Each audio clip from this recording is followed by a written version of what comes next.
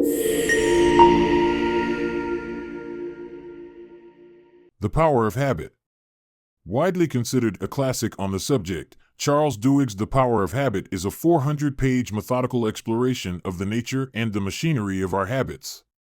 Much more importantly, it is also a manual on how to train yourself out of the bad ones.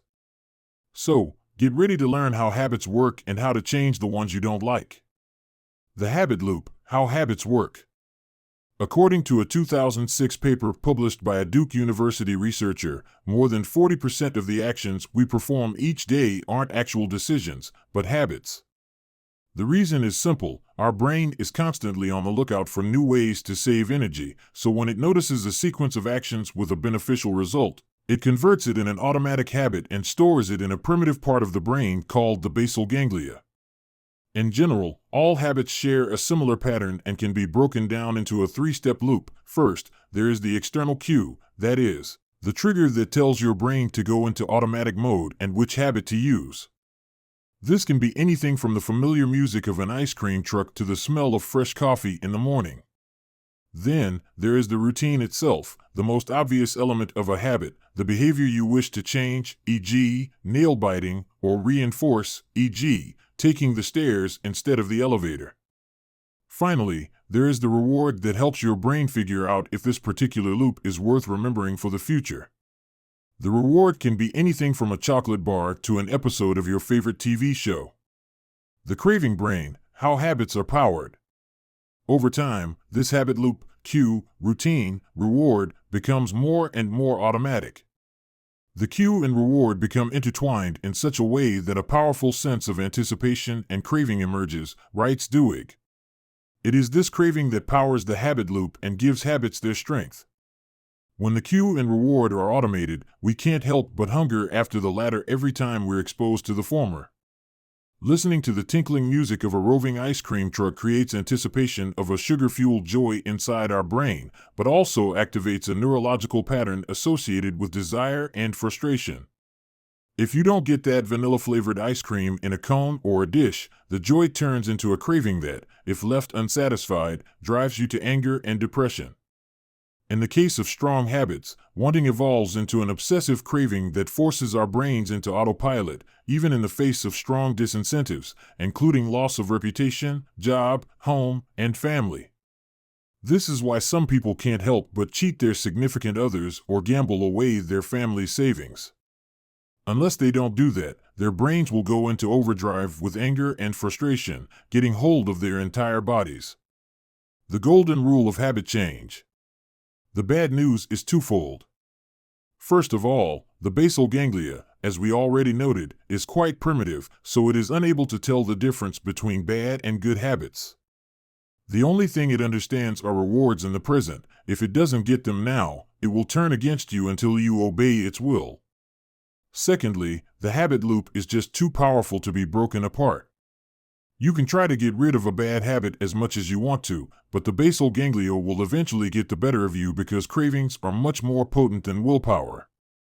It's like trying to separate powerful magnets. You need a lot of force and energy to keep the cue and the reward apart from each other, but this is both physically and psychologically draining. Sooner or later, you'll grow tired and fall back into the old bad habit once again. Fortunately, there is some good news as well. Namely, even though you can never truly extinguish your bad habits by doing away with the habit loop, you can undeniably short-circuit it and transform your bad habits into good ones. All you need to do is adhere to a simple instruction, the so-called golden rule of habit change: keep the old cue and deliver the old reward, but insert a new routine in between. That's the rule, writes Duhigg. If you use the same cue and provide the same reward, you can shift the routine and change the habit.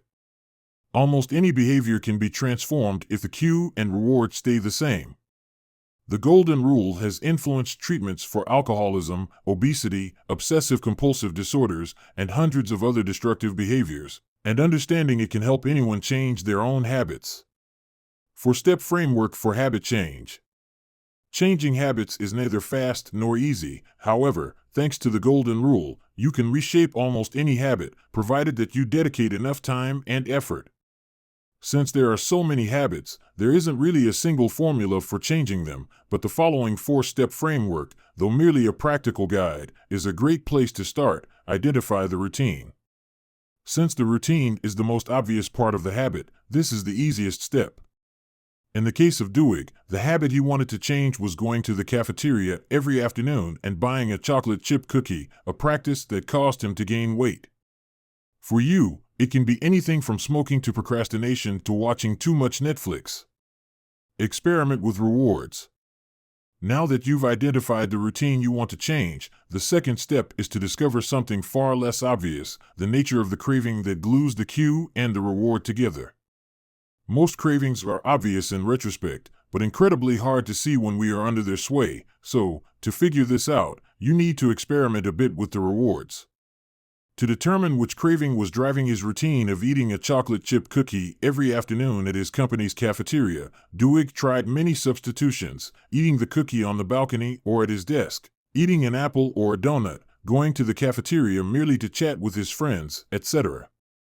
It isn't really important what you choose to do instead of the routine you want to change. The point is to test different hypotheses to see when the urge will finally be satisfied. For example, if Duhigg was driven by hunger, then the apple would do the trick. If his craving was for some respite from office work, then walking around the block would be an effective substitute for a chocolate chip cookie. Either way, Duhigg suggests writing the first 3 things that come to your mind after testing each activity, to force momentary awareness of your thoughts and feelings and to trigger a wave of recollection for a future moment. Isolate the cue. At this point, you should know both the routine and the reward, in addition to the craving the reward satisfies. What remains is identifying the cue.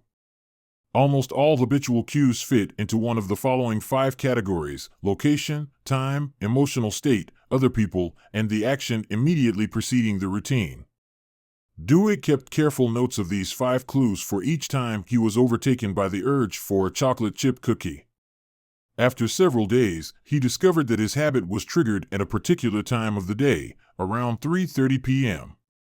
Since he was concurrently experimenting with the rewards, he realized that what drove his behavior wasn't hunger or the need for immediate energy, but the need for a temporary distraction from work, the one that comes from gossiping with a friend.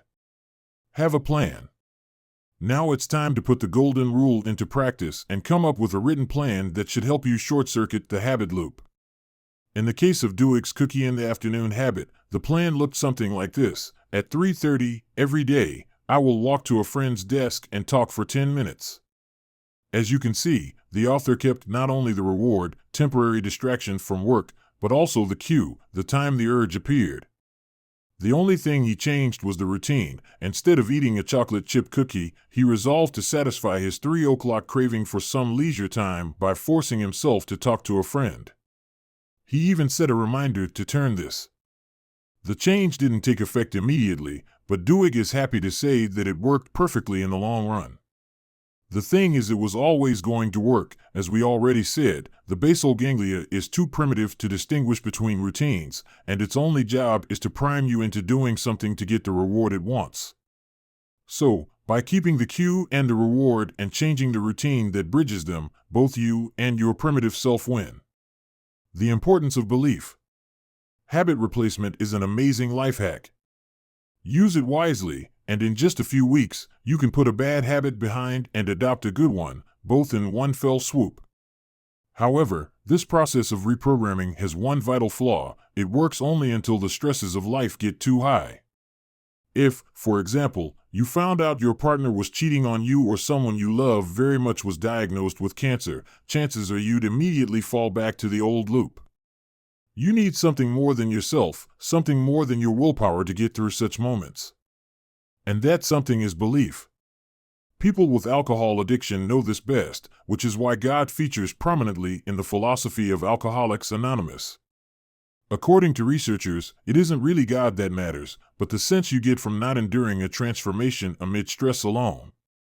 People who believe in something bigger than themselves can always admit their powerlessness and find comfort in the fact that there's someone beside them at all times. Without belief, a reworked habit loop is only as lasting as life is kind. But to turn the new habit loop into permanent behavior, you must introduce some kind of belief in your life. The evidence is clear, writes Duhigg.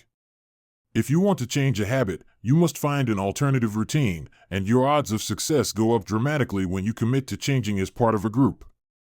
Belief is essential, and it grows out of a communal experience, even if that community is only as large as 2 people. Final notes.